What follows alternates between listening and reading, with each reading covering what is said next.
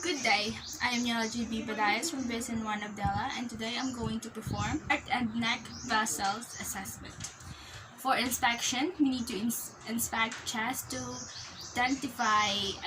identify landmarks in aid in assessment of the heart, check for visibility of point of maximum impulse (PM) and any abdominal pulsations. For planning, heart examinations are usually performed while the client is in a semi-reclined position. The practitioner stands at the client's right side, where palpation of the cardiac area is facilitated and optimal inspection is allowed. I'm going to proceed to the procedure. But first, equipment needed for this are roller with a centimeter, marking pen, stethoscope with bell and a diaphragm, alcohol swab to clean ear and pieces. Now let's proceed to the implementation. First, we need to assemble all the equipment needed in order to save time, effort, and energy. And we're going to explain to the client what we are going to do, why is it necessary, and how the client can cooperate during the procedure, also in order to facilitate cooperation. So, Miss, today I'm going to perform a heart and neck vessels assessment to you. Okay, is that okay? Yes. Thank you. And also, we need to wash our hands and observe other appropriate infection control to deter the spread of microorganisms. And also, we're going to provide our client her privacy, as what you can see. And also, we're going to determine our client's history of the following.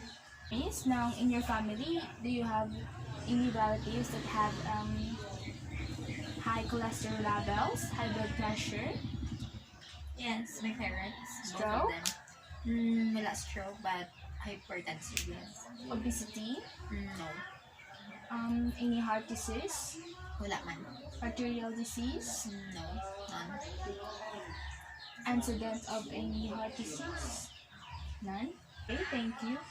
How about any rheumatic fever? Heart murmur? Heart attack? None. Heart failure? None. Any presence of disease that affects the heart? Any lifestyle that could possibly affect the health of your heart? None. Okay, thank you. Now we're going to proceed to our assessment. First, we're going to simultaneously inspect and palpate the pericardium for the presence of abnormal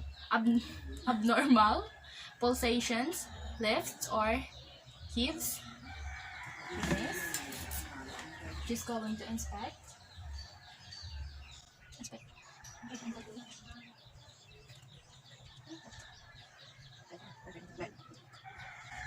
Okay, so after that, we're going to inspect and palpate the aortic and pulmonic area, observing them at an angle and to the side to note the presence or absence of pulsation.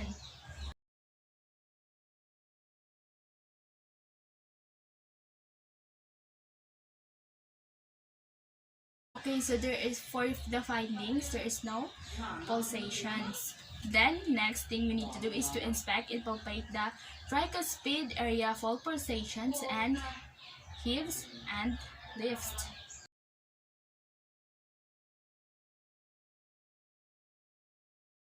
So, also, there is no pulsation and no lifts or heaves. Then, we're going to inspect and palpate the apical area for pulsations, noting its specific location, that it may be displaced laterally or lower in diameter. If displaced laterally, we need to record the distance between the apex and the MCL in centimeters. Apex. I'm going to palpate the apex.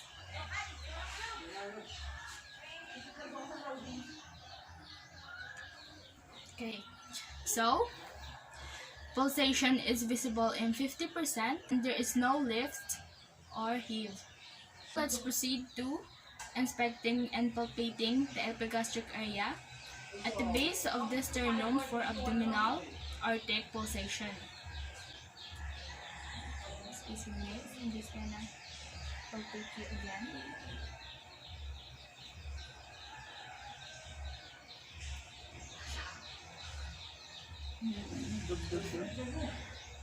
So there is a normal findings. We're going to auscultate the heart in all four anatomic sites: the aortic, pulmonic, tricuspid, and the apical or mitral. Auscultation need to be limited to these areas. However, the nurse may need to move the stethoscope to find the most audible sound for each client. Now, as you can see, our patient already have her clothes in order to show the correct area where we're going to auscultate. Now let's proceed on auscultating anatomic sites. Is we're going to auscultate the aortic area.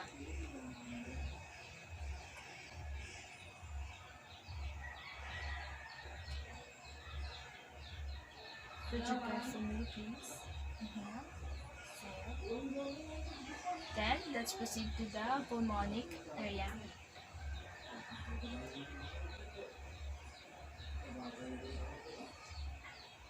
And then the tricuspid area.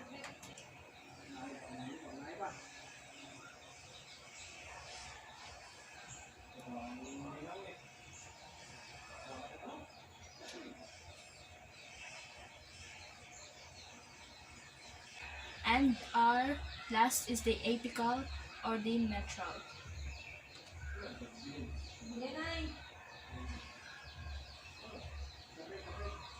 Okay.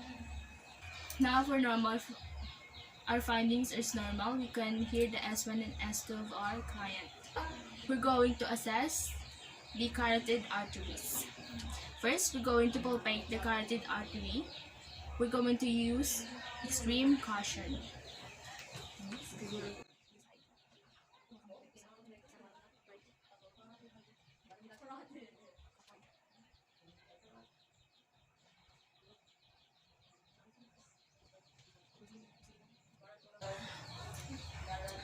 The carotid artery of our patient is symmetric pulse, have a symmetric pulse volume, full pulsation, thrusting quality, and the quality remains same when our client breathes, turns head, and changes from sitting supine position, and have an elastic arterial wall. Then let's proceed on auscultating the carotid artery in order to determine the presence of a root.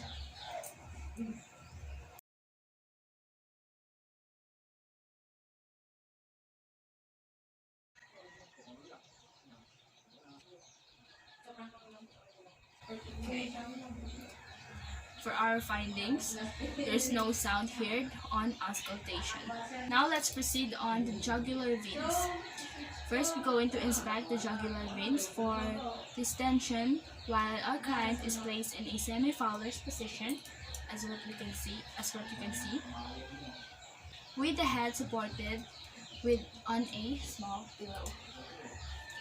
The veins is not visible, indicating that side of heart is functioning normally. If jugular distension is present, we need to assess jugular venous pressure or JVP. And then we're going to locate highest visible point of distension of the internal jugular vein and measure the vertical height of this point in centimeters from the sternal angle. And we're going to repeat the same process above on the other side. And after that, we're going to ensure that our patient is on a comfortable position after the procedure. So miss, are you comfortable? Yes. Are you feeling okay? Yes, of course. Thank you.